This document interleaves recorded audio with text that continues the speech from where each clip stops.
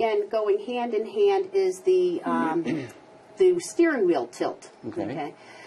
Most people are not aware that the airbag, for that to be protective and not causing harm, you really need to be sitting 10 inches away from that airbag. And again, shorter people are sitting too close so they can reach the pedal, so that when that airbag comes out, they're impacting that airbag as the airbag is still expanding. And those come out faster than 90 miles per hour. I've been in an accident where an airbag saved my life. So, but I did not know that, the 10-inch that you were just talking about. I did not know that, and I don't know what mine was at the time. It was a number of years ago, but it saved my life. And I'm grateful for it, and that's why I'm sitting here talking to you. Absolutely. Well, like I said, I really believe they save lives, but at 10 inches or more, that airbag is designed so that when you come in contact with it, it's already deflating as opposed to inflating as you come in contact. Interesting. And we also want that airbag aimed at the chest and not at the face.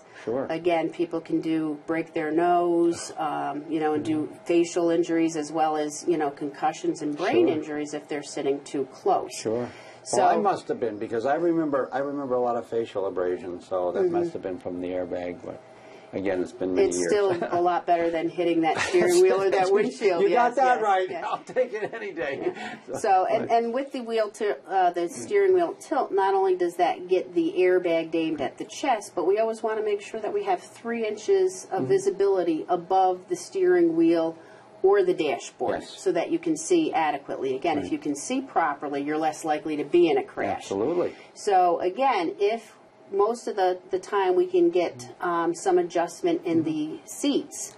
But if we have a seat that does not adjust or, again, a much shorter person where even with it up the highest, we can't get good visibility or a good fit with the seatbelt or a good angle with the airbag, we may be looking at some seat cushions. And you know, Mommy, I'm going to reach for my... I got a lot of toys with me today. One of the seat cushions that I really like, it's a wedge cushion. And again, hopefully you'll get clear. The back is up much higher than the front, so it raises up the back end so you can see, and it keeps the front end legs of the legs lower so it doesn't interfere with the turning of the steering wheel. And seat cushions come in a variety of sizes, so sometimes 2 inches enough. There are some times when we need 4 or 5 inches to get good visibility. So that is, again, another... what a handy cushion. Yes. That's nice. And I'm assuming that doesn't cost an arm and a leg.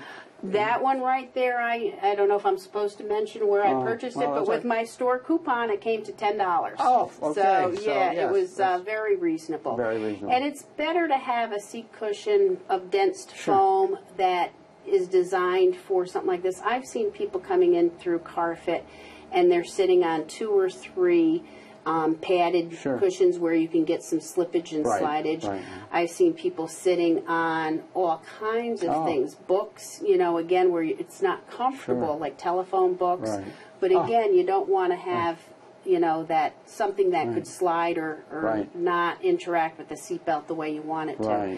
So a good dense cushion, if you need a big increase in height, 4 or more inches, we want a good dense foam. And sometimes we're looking at more cushions that you might find in wheelchairs or through medical suppliers to be able to give. I can't even imagine a phone book. Although these days they're hard to find. I know. Like I said, it's amazing what you'll see people sitting on to give them that height. To get and that then height. a lot of times, you know, after 20 minutes of driving, it's compressed and not doing what it's meant to do. And uncomfortable, and so this would be much better. Absolutely. Absolutely. So those are, once we've gotten that position, and again, in order to get sometimes people back that 10 inches from the steering wheel, now they're not able to reach their pedals.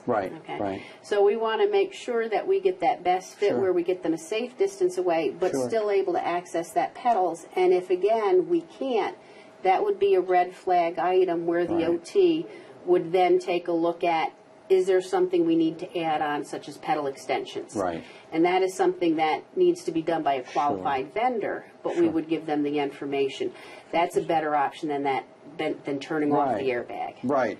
Well, we've talked about adjustments. I guess, are these the most common adjustments that need to be made, or are there certain ones that stand out that you want to mention? Or? The seat belt, the height, and then the one I didn't talk about yet is mirror adjustments. And I know when I learned how to adjust my mirrors, you adjusted them so you saw just a little bit of your car in the side view mirror. Well, that's outdated. Okay. Yeah. Okay. Now when you take a defensive driving course, they'll teach you to lean your head into the window and adjust it so you see a little bit of your car. But when you sit up straight, you don't see your car. They're adjusted out, and that helps to reduce that blind spot. And particularly when we have limited peripheral vision or a limited neck range of motion, the more we can see to the sides, the better. That blind spot, I'm sure, is responsible for more accidents. Absolutely. So a lot of times people know that, but they've never sat in their car. And we will walk up alongside the car and show them those proper mirror adjustments so they can see the difference. Wow. And like I said, it's up to them whether they want to then incorporate them. But it does help. And it also helps when if you are driving at night, sometimes the glare behind you hits the mirrors and kind of gives you more trouble. And with them adjusted out, you're getting less glare from that. Now, again, if we have somebody particularly who has limited neck range of motion, we might take a look at adding on some mirrors to their vehicle. This is, again, a blind... There's a blind spot mirror? It clips right onto the regular rear view mirror, but it allows for a bigger view. So most rear view mirrors are much smaller, and we can get bigger. This is much larger, obviously, as you can see. This is I like it. Another mirror that we can add right onto the side view mirror. One, a lot of times you've seen the blind spot mirrors where you can stick them onto your side view mirrors. This is just an alternative to that. So if you have limited peripheral vision and limited neck range of motion, can make a huge difference. There's gadgets we can add on. Wow. So I think the most common adjustments that we're making are to